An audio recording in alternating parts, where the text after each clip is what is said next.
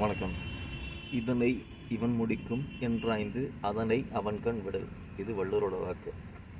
இப்போ இதில் யார் யார்கிட்ட கொடுத்து நல்லா முடிக்க முடியும்னு நினச்சாங்க? ஆனந்த விடனா சு வெங்கடனை எழுத வச்சு மணியன் செல்வத்தை ஓவியம் வரைய வைப்பாங்க.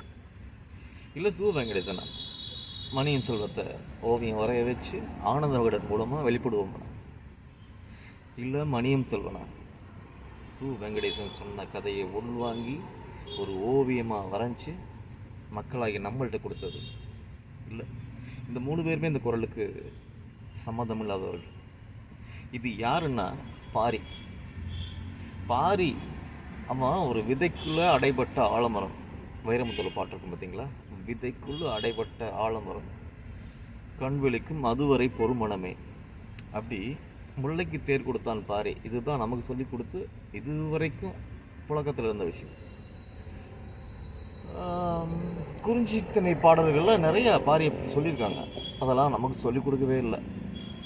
அதை எல்லாம் எடுத்து ஆராய்ஞ்சு ஒரு கதையாக கொடுத்து சு வெங்கடேசனுக்கு முதல்ல நன்றி. அப்படி ஒரு விஷயத்தை நமக்கிட்ட சொல்ல பரப்பிய ஆனந்த விகடனுக்கு நன்றி.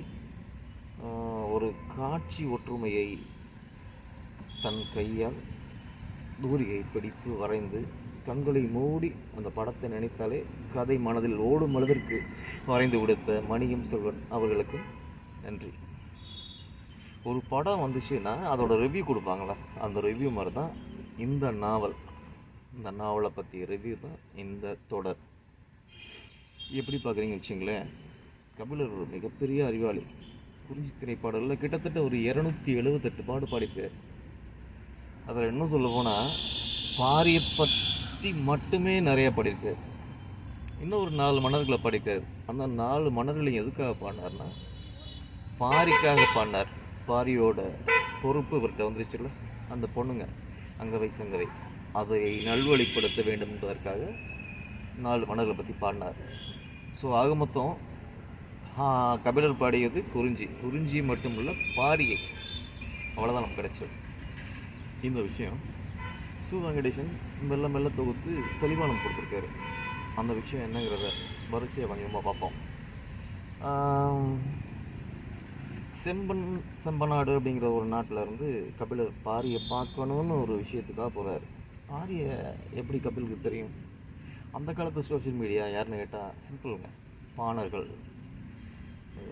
நாடு நாடாக போய் மன்னர்களாக பார்த்து அங்கே உள்ள விஷயத்தை இங்கே பாடல் மூலமாக அடுத்த மன புகழ்ந்துன்னு சொல்கிறது, அந்த மன்னனை புகழ்ந்துன்னு சொல்கிறது.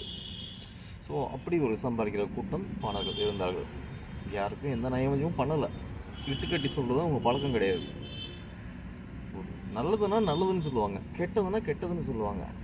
ஸோ அந்த சோசியல் மீடியா மூலமாகத்தான் கபிலருக்கு தெரிந்தது பாரி என்ற ஒரு தலைவன் இருக்கிறான். என்னடா பெரிய பாரிங்கிறீங்க, மாரியும் ஒன்று இருக்குடா அப்படின்னு கபிலரே படிப்பார். இதை வச்சு கடுப்பாக இன்னும் சு வெங்கடேசன் என்ன நிறைய இடத்துல கபிலரை கலாச்சி விட்டுருப்பார்.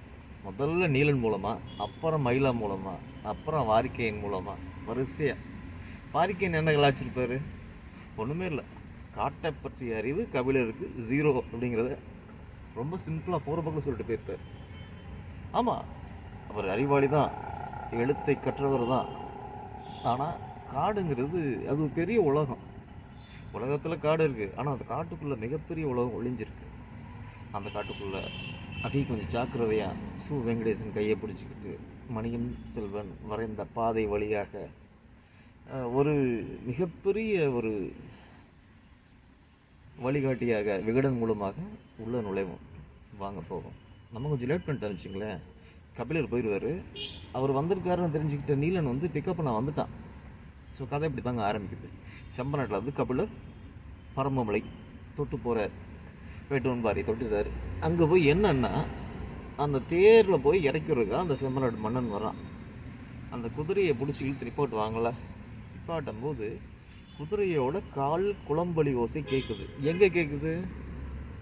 ஒன்றும் இல்லை, ஒரு இளம் காதலன் ஒரு காதலி அந்த வேட்டூர்பாறையை விட்டு இன்னும் 2 மலை தள்ளி ஒரு இடத்துல சந்திக்கிறாங்க.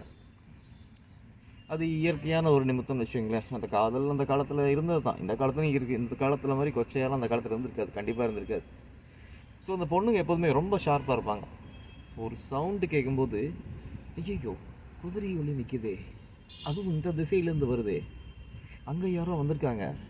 ஸோ நம்ம காதலன் தென் திசை காதலனாச்சே, அவன்கிட்ட சொல்லணுமேன்னு சொல்லிட்டு இந்த பயவலை தட்டி எழுப்புறான். 2 பேரும் தனிமையில் அந்த நீலன் மயக்கத்தில் இருக்கான். மனைவி பின்னாடி, காதலி பின்னாடி எப்போதுமே ஒரு ஆண் மயக்கத்தில் தான் இருப்பான். ஸோ எல்லாத்தையும் மறந்து நீ தான் எனக்கு அப்படின்னு உட்காந்துருப்பான். காதலிகளும் துரோகம் செய்யறதெல்லாம் கிடையாது. அப்படி ஒரு மனநிலையில் இருந்தாலும் ரொம்ப அலர்ட்டாக இருப்பாங்க. 5 அலர்ட்டாக இருக்கும் பெண்ணுங்களுக்கு. அந்த மயிலா வந்து நீல அடை உன் ஏரியாவில் ஒருத்தன் குதிரை வந்து நீ இறங்கியிருக்கான், யாருன்னு தெரியல, ஓடு ஓடு ஓடுங்கிறான். தெரிச்சு ஓடி கபிலர் அந்த மலையில் ஏறுறதுக்கு முன்னாடியே ஓடிடுறான். பார்த்தா ஓ யாரோ வந்திருக்காரு, ஆனால் பார்க்க ஒரு எதிரி மாதிரி இல்லை, ஒரு புலவர் பாணர் மாதிரி இருக்கான் அப்படின்னு சொல்லிட்டு சும்மா பேச்சை கொடுக்குறான். பேச்சை கொடுக்கும்போது நீங்கள் யார் அப்படிங்கிறார். நீங்கள் யாரும் நீளம் கேட்டோம்னா கபிலர் முற்றும் கற்றுணர்ந்தவர்ல தெளிவாக சொல்கிறார், நான் கபிலர் அப்படிங்கிறார். ஹலோ பஸ்ஸு ஓவர போகிறீங்க, நீங்கள் யாருன்னு தான் கேட்டேன், உங்கள் பேரை நான் கேட்கல அப்படின்னு. நான் நீளன் ஃபஸ்ட்டு காலை வர கிடைக்கிறது கபிலருக்கு. நாடா அவன் போகிற போக்கில் அப்படி பேசிட்டு போகிறானே அப்படின்னு சொல்லிட்டு அவனை பின்தொடரலான்னு சொல்லி பின்னாடியே கொஞ்சம் எட்டு வச்சு போகிறார். கபிலருக்கு ஒருத்தன் வழிகாட்டி தேவை, தனியாக தான் மலையில் ஏறுறாரு. நீலன் தென் திசை காவலங்கிறது கபிலருக்கு தெரியாது. ஆனால்